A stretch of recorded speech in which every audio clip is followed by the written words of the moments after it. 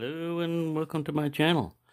Well, I thought I'd finish up the series of the open tag on lockbacks with large lockbacks. Now I have some other smaller lockbacks in here just because I left them out.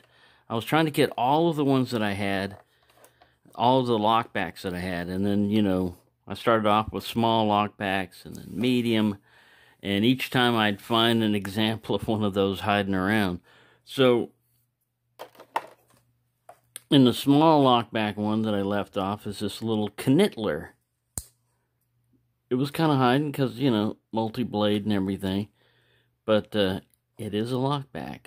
And man, it's got like a triad lock type of... you really got to want to release that one. Of course, Zombie Nick. I've modified mine. When Peter put his up, Jersey Knife Guy put his up, I modified mine to this. I thought, where is that one hiding? And it was hiding underneath a tray. So, Zombie Nick. This guy would be more in the medium, I think. It could fit in the large lockback, but it's more of a medium.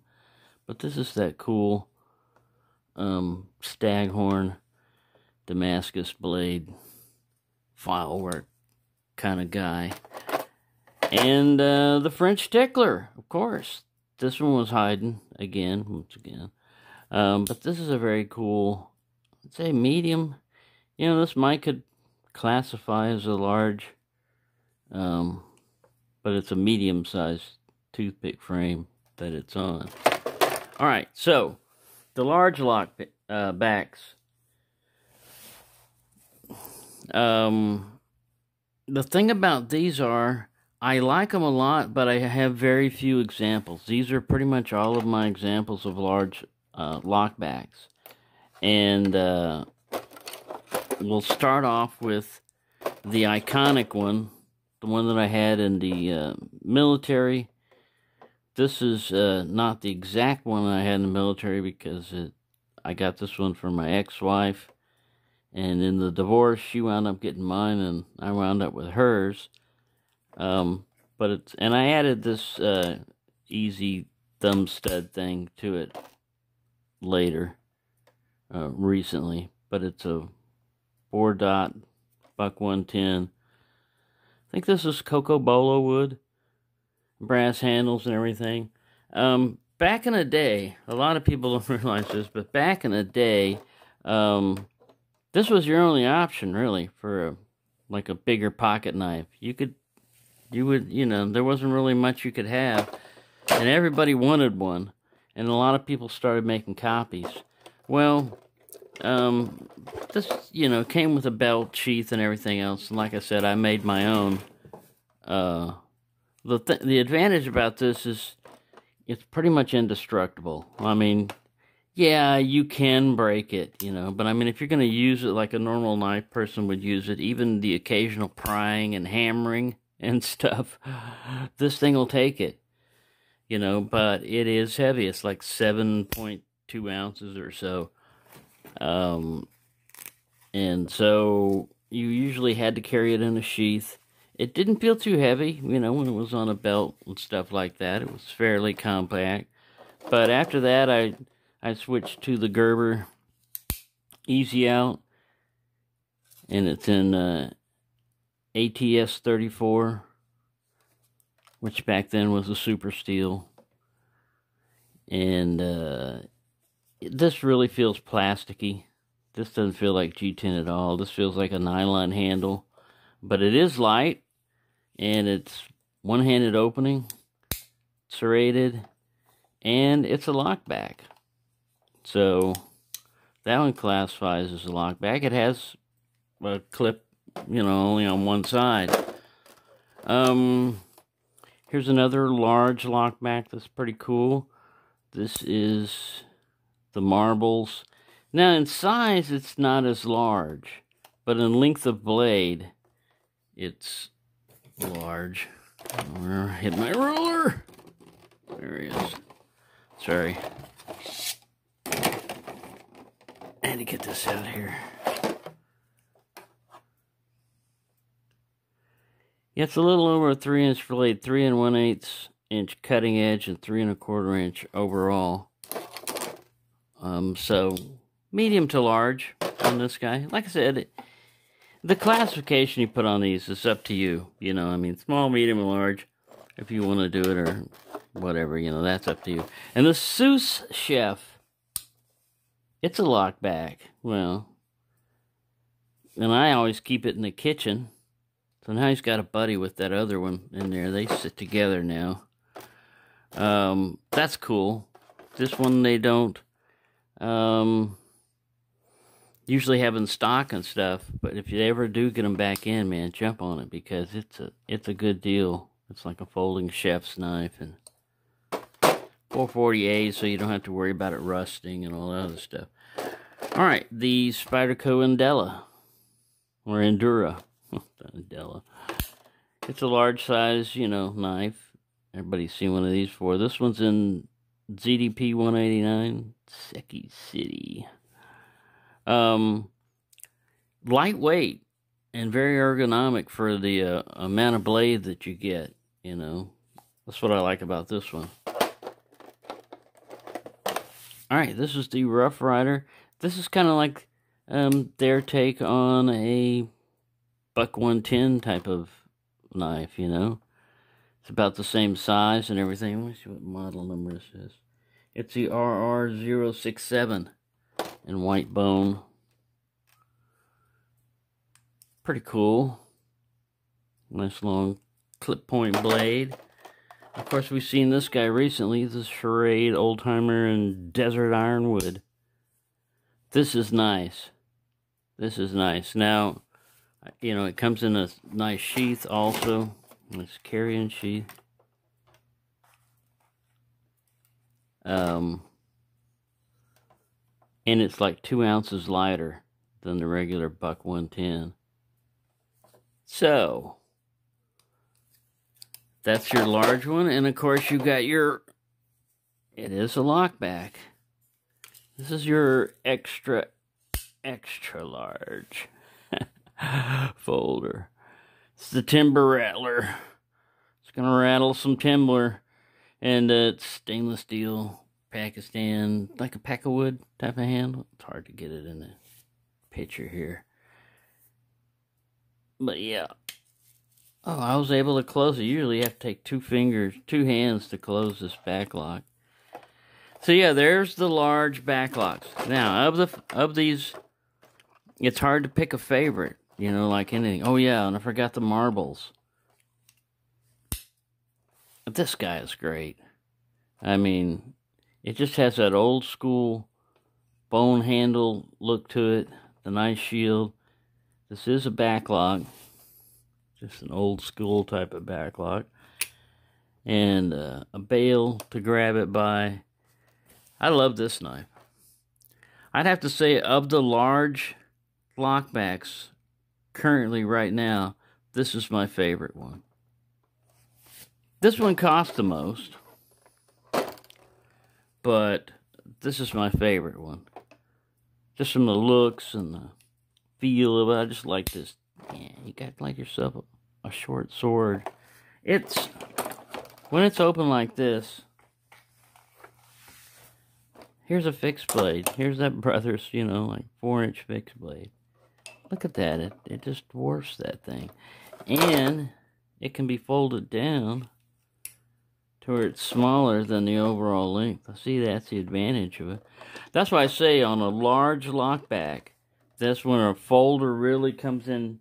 I mean, a lockback, that's when it really comes in handy, because if this were a slip joint, the problem with the long blade is you have more opportunities to lever the blade closed on you, you know, and if you don't have a strong back spring on it, even if you've got a strong back spring, the bigger the blade, the more tempted you would be, you know, to put it to harder use.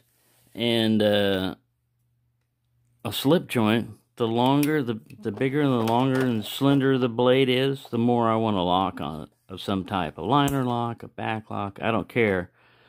Some way to protect yourself, because, like I said, you you're going up against something, and it's a slip joint, you've got more leverage. You've got a longer fulcrum and pivot and everything. You've got more leverage to go against, to push against. So less force right here would be required to break that spring than if it was, you know, a shorter blade. Anyways, that's my long ramblings on lockback knives. They're kind of out of style, you know, in some ways. A lot of places, you know, want to go with liner locks or all those other things, but they're still a useful mechanism, useful way of locking up a blade, handy, easy to access, ambidextrous. You don't have to be right or left-handed. You just got to have a thumb, you know, to get to them. And yeah, big liner locks come in handy. Big lockbacks, I mean, come in handy. Liner locks are all right. This was just, you know, I just wanted to narrow it down to lockbacks because that's what I started with. Because, man, it's easy to get spread out. If you've got a mission, you know, and you say, I just want to look at this one type of knife, and you start pulling up a bunch of them, all of a sudden you can get lost. And I wanted to keep it on lockback. So there. Anyways, there you go. That's my last rambling on that. I've got a couple more videos to put up this weekend, but I just wanted to put this one up to end up this series. It's open tag. You can put up what's your favorite, or you know, any of your examples of your large lockbacks. What I like about them is, like I said, you've got a big blade, and because it's a folding knife, you can put it in a small place, but you have almost the advantage of a fixed blade in that it can withstand a lot of, you know, depending on the lock. But usually a lockback is fairly secure because you've got a pretty big notch that's being held in place under spring tension. But anyway, there you go. Hope you enjoyed that. Thank you for watching, and have a nice day. Oh, and I forgot my Cold Steel Recon 1. It's a lockback. It's a big, it would classify as a big lockback. This one is special in many ways because it's the first knife that I bought on my recent getting into modern flipper knives. Now, most people would say this is not really a fidget-friendly flipper and everything. I mean, you can do it, but it's not just designed to, you know, like over the other flippers. And Jolly Peanut, he'd been one of the people that had been into locks and stuff that had switched off. He had always done his own thing on his channel, but I'd been watching him when I was getting tired of the locks, you know, Lock Sport channel, and wanting to go into knives, or just thinking about knives, you know, just watching knife channels and stuff, not really thinking about doing a channel. And I saw him, excuse me, do a video on his recent purchase of a Cold Steel. I think it was a counterpoint. First he got a 1 and then a 2, you know, a larger one, or an XL or something. But I thought, yeah, I haven't bought a knife in a while. Let me get a bigger knife. And when I got this one, my biggest disadvantage to it was this lockback. I mean, most knives, this would be enough to lock it, but because it's got the triad lock, you have to push further. That's good in safety and everything else, but as far as like fidget factor, and you can see it still does it. It leaves a ridge in my thumb when I do that. So if you're playing around with a knife and everything, plus it's bigger than what I needed, you know? I mean, it's big, but it was really bigger than what I needed.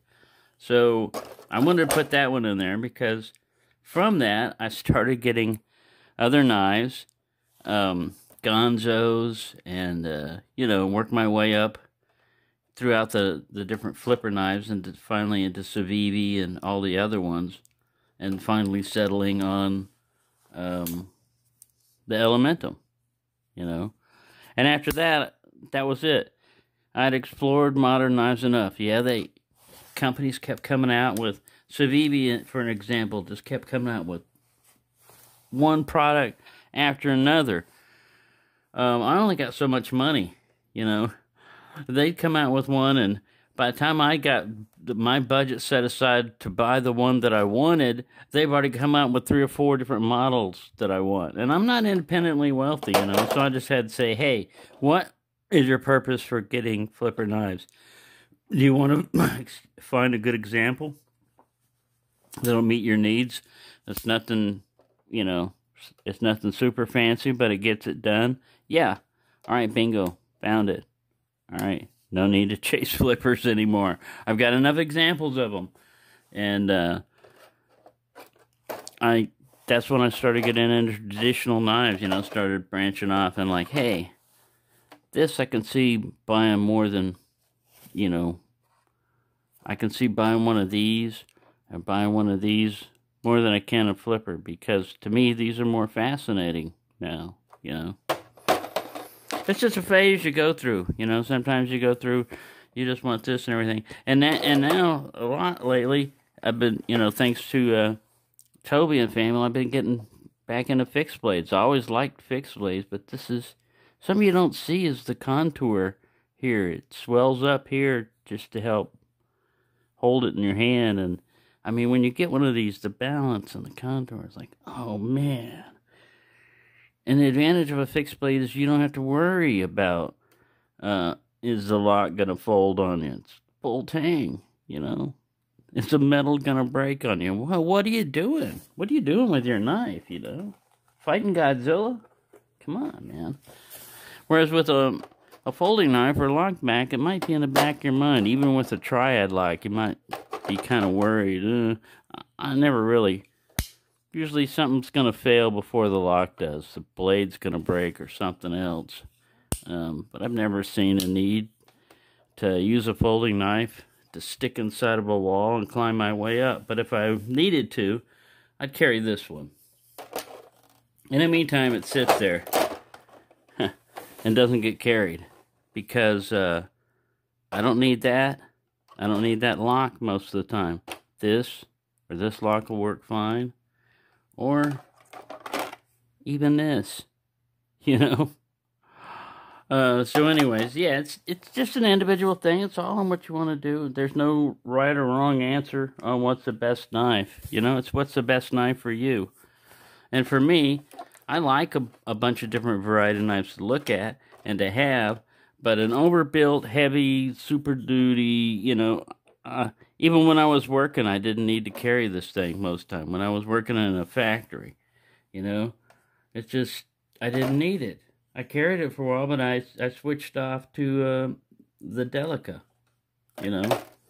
And at the time, I had the choice of the Endura, but I really didn't need this long of a blade, you know, for what I was doing. I could actually control it better and get everything done with a Delica. And even the little tiny dragonfly or the bird robin. I was using that a lot more because I didn't need to whip, you know, cut open some cellophane. I didn't need to whip this sucker out. It's nice to have. I mean, I'm not saying. That's what I say. I like variety. I have no, you know, when it says, what's your favorite?